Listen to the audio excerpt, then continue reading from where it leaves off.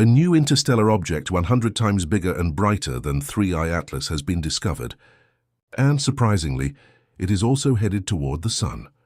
Astronomers first spotted it on September 12, 2025, using the solar wind anisotropies SWAN instrument aboard the SOHO spacecraft. 2 days later, Australian comet expert Michael Mattiuso captured a jaw-dropping image. Its tail is 212 long, about 5 full moons wide, completely dwarfing the tiny tail of 3I-ATLAS. The International Astronomical Union has officially named it C2022 R2 SWAN after its initial E, designation SWAN 25b. The announcement landed like a thunderclap because 3I-ATLAS, now the arrival of SWAN R2, even larger and stranger, has astronomers asking hard questions. So what exactly is going on in our solar system all at once? Is this a second probe, a relay, or something else entirely? Don't forget to subscribe for more deep space updates. At first, Evie Lobo and his team speculated it might have come from 3I-ATLAS itself, perhaps a fragment torn from a larger icy body, or even a scout craft released by a technological mothership lurking far out in space. But senior collaborator Peter Vess confirmed the truth is worse. They come from entirely different directions. SWAN shrieks in from Aquarius. 3I-ATLAS emerged from Sagittarius near the Milky Way's core, yet somehow they are converging on the Sun at almost the same time. The timing is impossible to ignore. Both will swing close to the Sun in October 2025, almost side by side on a cosmic scale. At perihelion, SWAN will be about 150 million kilometers from the Sun, while 3I-ATLAS passes at 23 million kilometers, a gap of only 50 million kilometers, and shrinking as their velocities change.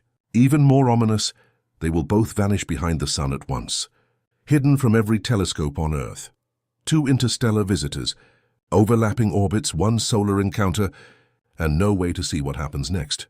Now, if you compare 3I-ATLAS with SWAN R2, it feels like a warship next to a drone. Spectroscopic scans of 3I-ATLAS already stun scientists. A solid nickel body with no iron at all. A metal blend found only in advanced industry, not nature.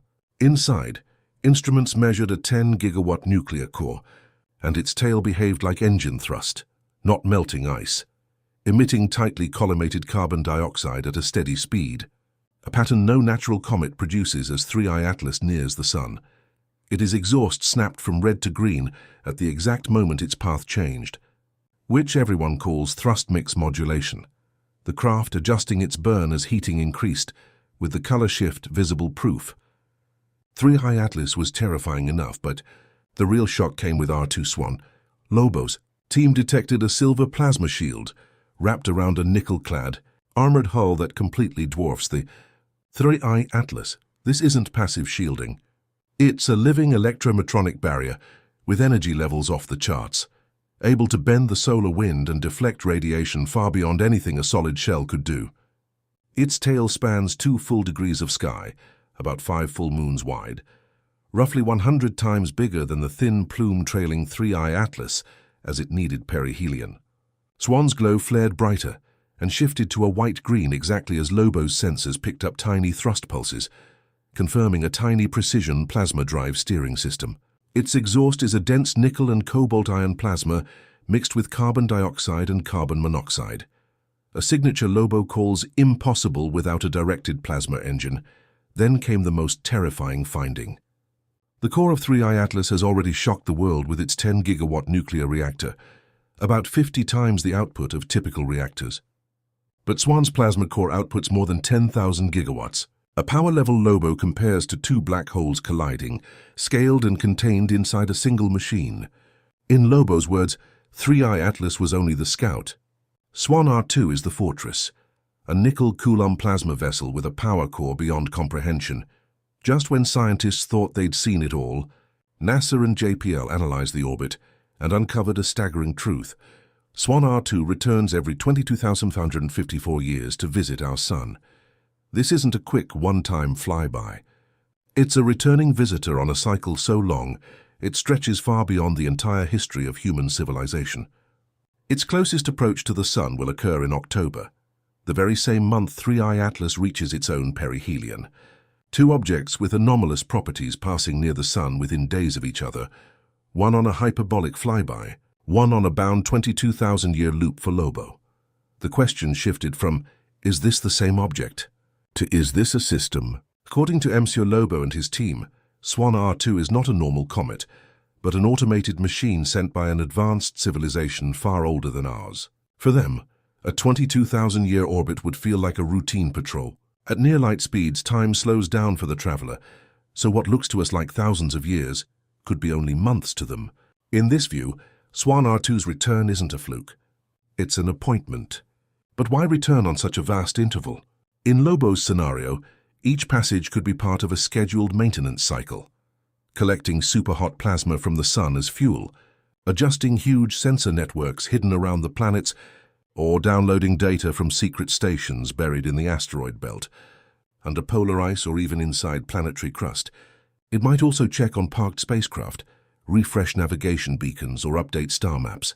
The sun may act as a power source or a navigation beacon, and the 22,000-year loop gives enough time for new information to accumulate before the next part. It could be a scheduled maintenance run, a resupply trip, or a giant data upload to a network of distant stars.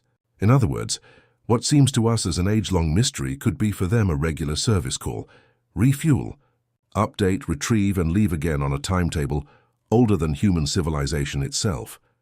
Another possibility Lobo suggests is that Swan R2 has come to deal with 3I-ATLAS. If Atlas was a scout, Swan could be the heavy lifter, arriving to collect its data, recover its power core, or destroy it before humans get too close. Some even imagine the two objects are from opposing fractions of an ancient struggle, rival probes converging on our sun to control a critical resource. The sun's energy, magnetic fields, and gravity could be essential for stabilizing wormholes or powering galactic networks. What we see as sunlight, they may see as fuel. Archaeologist Graham Hancock's team has given more unsettling reasons. He has noted that the last time Swan R2 passed close to the sun was roughly 22,000 years ago, at the end of the last ice age, precisely when humanity began creating monolithic structures and the earliest stars.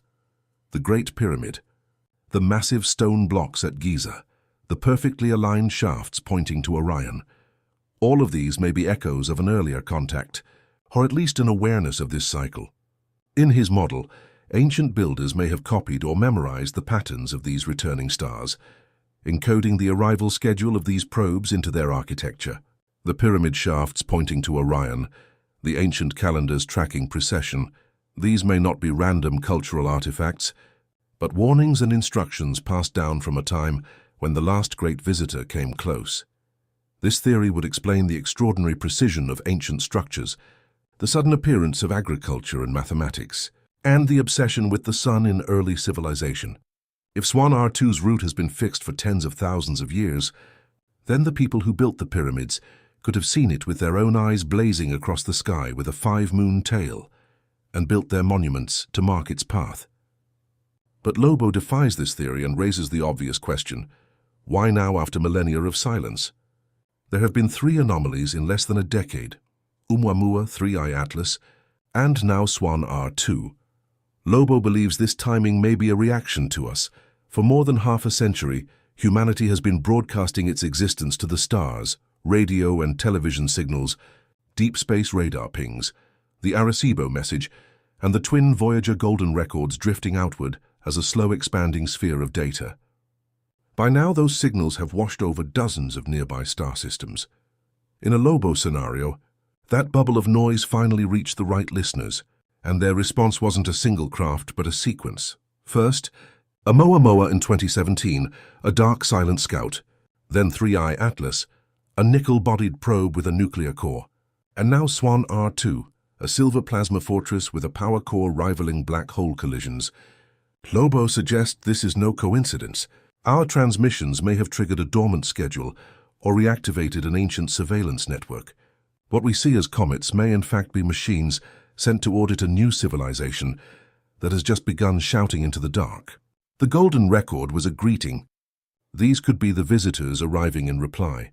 Its emergence from the sun's glare is a stark reminder of how fragile our observational net still is and how easily something vast can pass, unnoticed until it's suddenly before us. What's striking is not only the object itself, but the broader silence surrounding these events. No government, no major space agency, neither in America nor in Europe, has yet treated such discoveries as matters of common concern. Official voices remain quiet, as if the less said, the less responsibility they must bear. And yet the sky is not silent. Swan R2 and 3I-ATLAS are not just comets. They are signals, signs of the limits of our categories, of the need for new frameworks, and perhaps of our own place in the cosmos that still resists us. It feels at times like the beginning of an ancient drama. The signs are there, but the chorus prefers silence. The risk is that by ignoring the oracle, we miss the lesson it carries. The cosmos will not wait for us. It speaks whether we listen or not. So which theory do you back?